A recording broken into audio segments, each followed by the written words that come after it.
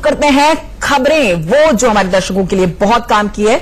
सबसे पहले बताएं कि अब दिन शुरू हो चुका है, सब लोग दफ्तर या फिर अपने अपने काम के लिए घर से निकलने के लिए तैयार हो चुके हैं। कोई ब्रेकफास्ट कर रहा होगा तो कुछ लोग व्यायाम करने के लिए अपनी सेहत को सुधारने में जुटे होंगे।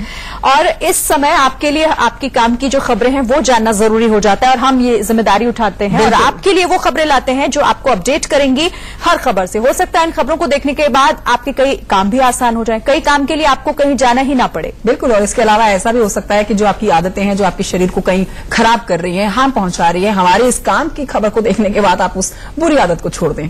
तो चलिए शुरू करते हैं और आपके काम की खबर सबसे पहले आपको बताते हैं। काम की खबर में सबसे पहले अपने दर्शकों को बताएं कि केंद्र सरकार ने महिलाओं को 180 दिन के मातृत्व यानी कि मैटरनिटी लीव जो होती है वो दे रखी है। लेकिन कई निजी स्कूल्स और प्राइवेट कंपनियां शीन कर्मचारियों की कमी की वजह से इन नियमों की अनदेखी कर देती हैं। लेकिन अब ऐसा नहीं होगा कंचन, क्योंकि शिक्षा निदेशालय ने दिल्ली के निजी स्कूलों से ये साफ कह दिया है कि वो अपने यहां काम कर रही जो महिला कर्मी हैं उन्हें उनको मैटरनिटी लीव का जो लाभ है वो देना ही होगा, और चाहे आप इसके लिए किसी तरह से भी अरेंजमेंट करें। बिल्कुल, शिक्षा निदेशालय की ओर से निजी स्कूलों को सर्कुलर जारी कर दिया गया है। महिला आयोग को ये जानकारी मिली थी कि कई निजी स्कूल्स अपनी महिला शिक्षकों और कर्मचारियों को मातृत्व अवकाश नहीं देती हैं, जिसके बाद शिक्षा निदेशालय ने सर्कुलर जारी किया। तो यानी अब प्राइवेट स्कूल्स में काम कर रही महिलाएं भी बिना नौकरी छोड़े इसका फायदा उठा पाएंगी। लेकिन ये सर्कुलर अभी केवल दिल्ली में ही जारी हुआ है, लेकिन अब इससे बाकी राज्यों में भी सरकारों पर दबाव बढ़ जाएगा कंचन, कि वो भी अब इस तरह की जो व्यवस्था है वो अपने यहां लागू करें। बिल्कुल, और यहाँ अपने दर्शकों को बताएं कि इन काम कर रही महिलाओं को मातृत्व के सुख का लाभ देने के लिए पूरा समय दिया जाएगा। जो मैटरनिटी लीव जो दी जाती है प्रेग्नेंट लेडीज को, श्रीन, अक्सर ऐसा हो जाता है, कई ऑफिस कई कंपनीज ऐसा होती हैं जो आपके एम्प्लॉयज कम होते हैं तो उन लीव्स को कम कर देती हैं या फिर कई बार नहीं भी देती हैं। ऐसे में नौकरी के ऊपर भी बात आ जाती है कई लेडीज की। तो अब ये अच्छा एक मैसेज और एक अच्छी खबर हमारे दर्शकों के लिए, बहुत ही काम की खबर उन महिलाओं के लिए जो या तो प्रेग्नेंट हैं और इस तरह की लीव्स पे जाने की तैयारी पे हैं। यानी कि ये आपके काम की बात इसीलिए है क्योंकि अगर आपके आसपास भी इस तरह की चीजें हो रही हैं तो आप इससे बच सकते हैं, क्योंकि अब दिल्ली में ये व्यवस्था लागू हो गई है। जी, तो अब आइए एक छोटे से ब्रेक के लिए यहाँ पर श्रीन रुक जाते हैं। बहुत ही अहम खबर थी लेडीज के लिए जो प्रेग्नेंट हैं और जो इस तरह की लीव्स पर जाने की अब तैयारी पे है, तो उनके चेहरे पर बड़ी सी मुस्कान आ गई होगी। फिर छोटे से ब्रेक पहले भी हमने महिलाओं की बात की थी और अगली जो खबर है वो भी महिलाओं से जुड़ी हुई है। तो महिलाएं जरा ध्यान से सुनिए इस खबर को, क्योंकि जो महिलाओं के खाने पीने की आदतें हैं उससे जुड़ी ये खबर बहुत काम की है उनके लिए। बहुत जरूरी है देखना कि एक सर्वे में ये पता चला है कि जो महिलाएं मछली, सब्जियां और फल ज्यादा खाती हैं उनको हार्ट अटैक का खतरा श्रीन कम होता है, जबकि जो महिलाएं दूध की बनी हुई चीजें और मांस ज्यादा खाती हैं उन्हें ज्यादा खतरा होता है। ये गौर करने वाली बात है यहाँ पर कि महिलाओं के दिल के लिए मछली, सब्जियां, जैतून का तेल और फल ये बेहद जरूरी है। तो इस रिसर्च में ये सामने आया है कि जिन महिलाओं ने अपने खाने पीने में मछली, जैतून का तेल, फल और सब्जियां ज्यादा ली हैं उनमें 22% तक हार्ट अटैक का खतरा कम रहता है। वहीं अगर हम पुरुषों की बात करें तो ऐसा आहार अगर वो लेते हैं तो उनका जो खतरा है वो 6% तक कम हुआ है। तो वाकई महिलाओं के काम के लिए खबर है ये, और जरूर इससे फॉलो भी करना चाहिए कंटेंट, क्योंकि सेहत ही सब कुछ है, बाकी सारी चीजें बाद में। मछली, फल, सब्जियां ज्यादा खाएं लेडीज और हार्ट अटैक को अपने से कोसों दूर भगाएं। और आइए अब आगे बढ़ते हैं और एक और आज की बड़े काम की खबर अपने दर्शकों को दे देते हैं। आज के समय में टेक्नोलॉजी पर श्रीन हम बहुत ज्यादा डिपेंडेंट हो गए हैं, बहुत निर्भर हो गए हैं। हमारे लगभग सारे काम जो हैं वो टेक्नोलॉजी के भरोसे ही चलते हैं। इसमें सबसे ज्यादा जरूरी हमारी ईमेल आईडी होती है, जिसमें हम अपने काम की सारी चीजें जो हैं वो हमेशा संभाल कर रखते हैं ताकि वो एक जगह पर रखें, इधर उधर ना हो। और अगर ऐसे में आपको आने वाला ईमेल ही आपका डेटा चोरी करने लगे तो फिर आप क्या करेंगे? चिंता में पड़ जाएंगे। बिना सोचे समझे किसी भी ईमेल पर जो लोग क्लिक करते हैं उनको सावधान रहने की जरूरत है। अमेरिकी साइबर सुरक्षा फर्म FireEye के एक अध्ययन से दरअसल ये खुलासा हुआ है कि हर 100 में एक ईमेल को डेटा चोरी करने के इरादे से तैयार किया जाता है, और इसके जरिए जो हैकर्स हैं या तो वो यूजर से उनकी जो प्राइवेट इंफॉर्मेशन है वो गलवाने की कोशिश करते हैं, या फिर उनके कंप्यूटर में ऐसे वायरस डाल देते हैं जो कि उनका बैंक अकाउंट और ईमेल से जुड़ा हुआ जो सेंसिटिव डेटा है वो चुराने में फिर सक्षम हो जाते हैं। और इस शोध के मुताबिक आपको आने वाले ईमेल्स में केवल 33% मेल्स जो होते हैं आपके काम के लायक होते हैं, बाकी सारे ईमेल्स आपके लिए कोई मतलब नहीं रखते हैं। तो अगर आप भी क्लिक करते हैं इस तरह की चीजों पर तो ध्यान रखिए, क्योंकि जो रिसर्चर्स हैं उन्होंने साल 2018 की पहली छमाही में दुनिया भर में भेजे गए 50 करोड़ से ज्यादा ईमेल का विश्लेषण किया और इनमें से 1/3 ईमेल जो थे वो सीधे इनबॉक्स में भेजने के लिए ही सुरक्षित मिले हैं। स्पैम मैसेजेस की बात करें, स्पैम मैसेजेस को मिला दें तो हर 100 में से एक ईमेल ऐसा पाया गया है जिसमें साइबर धोखाधड़ी के लिहाज से भेजा गया था। अध्ययन में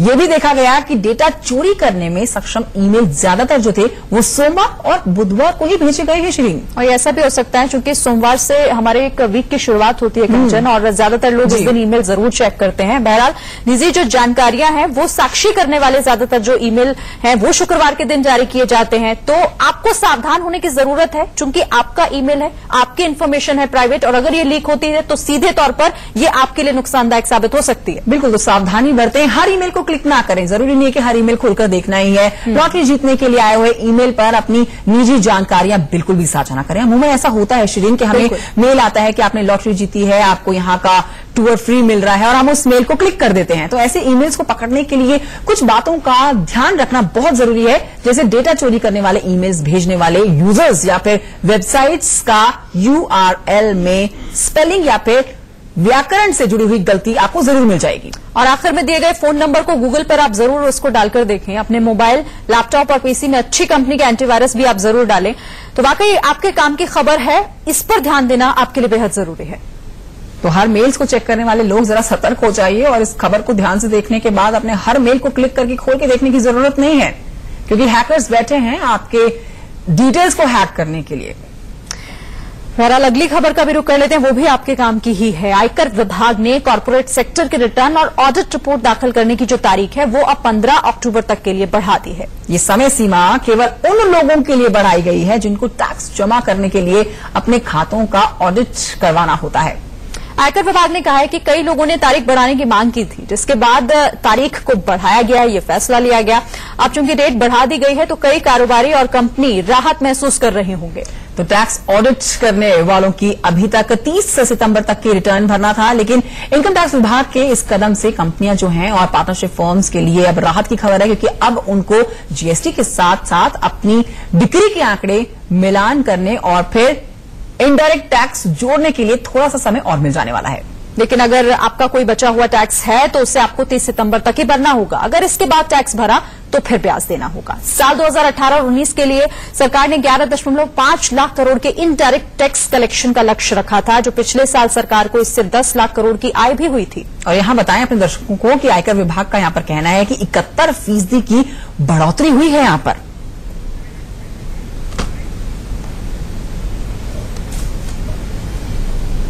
और हिंदुस्तान आस्था का देश कहा जाता है कंचन, और धर्म और कर्म से जुड़ी हुई खबरें अगर हम सुबह दिखाते हैं तो लोग देखेंगे भी, और ये आपसे जुड़ी हुई है तो जरूर जानना ये आपके लिए जरूरी है कि आखिर अगली खबर क्या होने वाली है।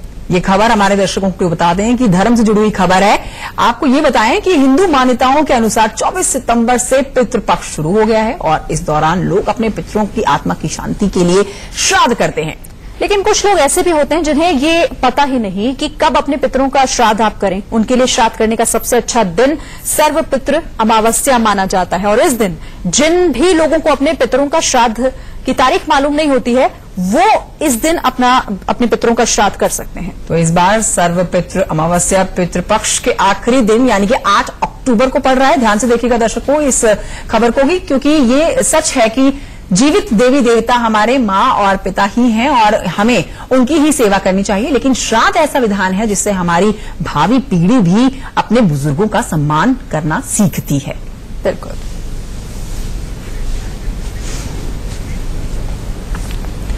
आगे बढ़ते हैं और अगली खाम की खबर अपने दर्शकों को बता देते हैं, जिस पर आज देश भर की निगाहें टिकी रहने वाली। शिरीन, बहुत खबर अहम है ये आधार कार्ड की वैधता को लेकर ये खबर है, क्योंकि सुप्रीम कोर्ट से अहम फैसला आ जाने वाला है। बिल्कुल, सुप्रीम कोर्ट ने आधार की अनिवार्यता के मामले में सभी पक्षों की सुनवाई पूरी कर 10 मई को फैसला सुरक्षित रख लिया था। आधार से किसी की निजता का उल्लंघन होता है या फिर नहीं, इस मुद्दे पर 5 जजों की संवैधानिक पीठ फैसला सुनाने जा रही है। और इस मामले की जो सुनवाई है 17 जनवरी को शुरू हुई थी, जो कि 38 दिनों तक चली। और सुनवाई के दौरान बताएं कि सरकार ने दलील दी थी कि आधार कानून बहुत मजबूत है और ये डेटा लीक के खिलाफ पर्याप्त सुरक्षा मुहैया कराता है, जबकि याचिकाकर्ता का कहना है कि इससे मौलिक अधिकारों का हनन होता है।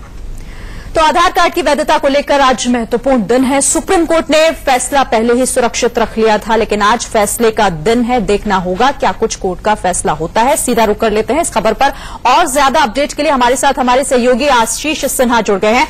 आशीष, आज 6 मामले ऐसे हैं जिनपे कोर्ट पर निगाहें आज देश भर की टिकी हैं, लेकिन सबसे महत्वपूर्ण आधार को लेकर होना है कि आखिर आज कोर्ट क्या फैसला देता है।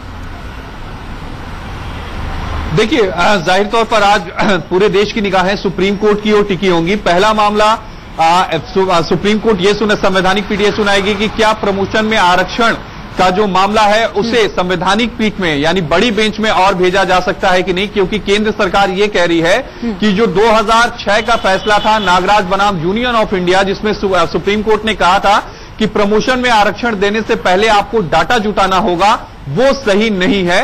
वो ऑलरेडी सोशल बैकवर्ड हैं और वो संसद द्वारा इसे माना गया है, इसलिए इसमें डाटा जुटाने की जरूरत नहीं है। दूसरी जो अहम सुप्रीम कोर्ट का फैसला है वो आधार को लेकर है। सुप्रीम कोर्ट यह तय करेगा कि आधार अनिवार्य है या नहीं है। दरअसल केंद्र सरकार ने 139 अलग अलग नोटिफिकेशन जारी किए हैं, जिसमें किसी न किसी चीज में आधार को अनिवार्य कर दिया गया है।